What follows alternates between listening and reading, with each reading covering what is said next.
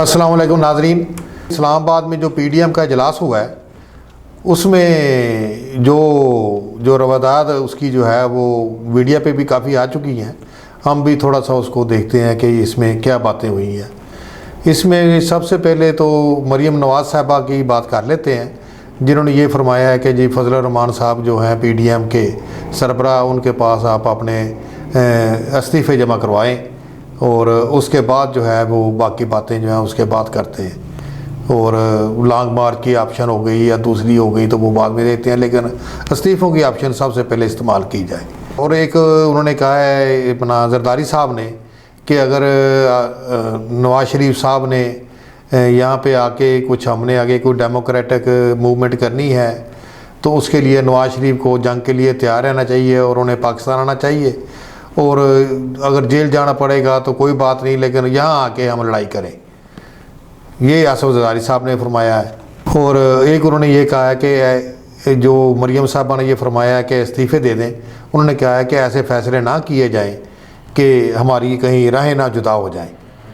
तो उसके ऊपर मरियम साहबा ने कहा जी कि मेरे वालिद साहब को जान का ख़तरा है, उनकी सेहत ख़राब है, 2 दफ़ा उन्हें यहाँ हार्ट अटैक हो चुका है जेल में, तो अब वो कैसे आएँ। या तो आसिफ जरदारी साहब इस चीज़ की गारंटी दे दें कि मेरे वालिद साहब को पाकिस्तान में कुछ नहीं होगा।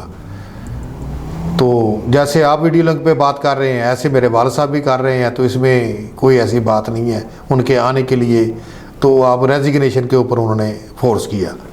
अब देखें बात यह है कि जरदारी साहब उन्हें कह रहे हैं कि आ जाएं और वो कह रही हैं रेजिग्नेशन। जरदारी साहब ने इसकी मुखालफत कर दी है कि जनाब हमने इस्तीफ़े नहीं देने, इसके ऊपर आप बात करें। अब इसके ऊपर अब उन्होंने क्या बात करनी है आप उनको देख लें कि ये सब लोगों की जो है मामला जो है वो अब कैसे चल रहे हैं। मरियम साहबा जो हैं वो कह रही हैं कि इस्तीफ़े दे दें, पहली ऑप्शन यही इस्तेमाल करेंगे। जरदारी साहब कह रहे हैं कि वो आ जाएं। अब नवाज़ शरीफ साहब कैसे आ जाएं।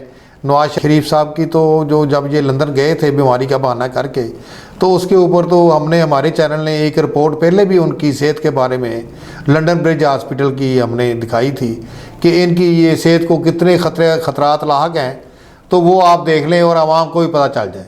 जिसके ऊपर हमारा मीडिया जो था और कोई भी इस सिलसिले में भले वो जाके कहाँ कहाँ वो रिपोर्ट डिस्कस होती रही वो, लेकिन किसी ने भी उसको इस पे डिस्कस नहीं किया कि इस रिपोर्ट्स की रोशनी में इसको देख लें नवाज शरीफ साहब को। अब वो कह रहे हैं कि बीमार हैं। और असल में बात ये है कि ना उन्होंने आना है, राहें इनकी तकरीबन समझ लें आप जुदा हो चुकी हैं। इनका जो है आपस में अब आइंदा इन फ्यूचर आप देख लेंगे कि यहाँ पे कुछ भी नहीं होना, और ये अपना इसी तरह कुछ ना कुछ कोई और इशू ढूंढते रहेंगे, कोई अदालतों में जाएंगे, कुछ हुकूमत को भी एंगेज रखेंगे, कुछ उसको एंगेज रखने की कोशिश करेंगे। अब इनके पास इशू ख़त्म हो गए हैं।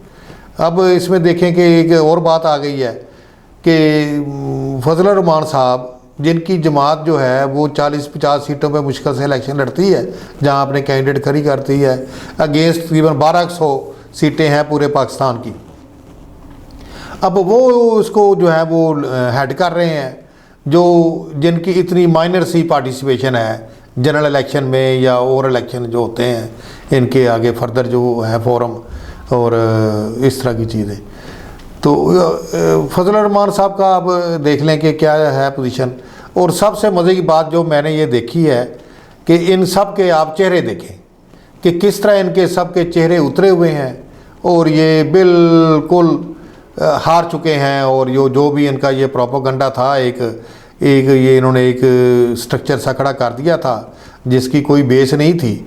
वो स्ट्रक्चर तकरीबन समझ लें कि अब वो रेत की दीवार ये लोगों को कहते थे, ये रेत की दीवार ये खुद साबित हुए हैं, वो गिर रही है अब कि उसके नीचे अब कुछ भी नहीं रह गया। तो ये नाजरीन थी इनकी पोजीशन। आप ज़रा इजलास में इनकी बातें सुने और इनका फ्यूचर आपके बिल्कुल सामने क्लियर हो गया है कि कल को क्या होना है। कल को कुछ भी नहीं होना। कल को इनके तलकात अब जो हैं वो आपस में कम होते जाएंगे और इख्तलाफात बढ़ते जाएंगे। और जरदारी साहब जो हैं वो बिल्कुल अपने मामलात में ठीक जा रहे हैं। उन्होंने ना इस्तीफ़े देने हैं ना उन्होंने सिंध की गवर्नमेंट छोड़नी है, और ये इसी तरह ही ये रहेंगे। और नवाज शरीफ साहब ने क्यों आना है उन्हें नहीं पता कि उनको तो सज़ा हुई है, वो आते ही तो जेल चले जाएंगे। अब जरदारी साहब कहते हैं जी मैंने तो 12-14 साल जेल काटी हुई है। अब ये 12-14 साल उनको सुना रहे हैं कि 12-14 साल आपके जो है ना वो आप भी काट लें, तो फिर वो आप उसके बाद आगे बात करें तो मेरे साथ आप बैलेंस हो गए। तो नाज़रीन ये है इनकी पोजीशन। आप इसको ये समझ लें कि आजकल कोई पाकिस्तान में और इस तरह की मूवीज़ तो चल नहीं रही कोई एंटरटेनमेंट की, तो आप इनको एक एंटरटेनमेंट के प्रोग्राम समझ के इनको देखा करें और मैं अपने नाज़रीन को कहता हूँ कि इसको एंजॉय किया करें। Thank you. आज तक के लिए इतना ही। आगे इनकी कोई मूवमेंट होगी तो उसके फिर हम बात करेंगे कि पाकिस्तान में क्या हो रहा है और कैसे करने जा रहे हैं। और इनके साथियों को देख लें जो इनके हैं हमारी, कि वो किस तरह जस्टिफिकेशन दे रहे हैं और क्या बात कर रहे हैं।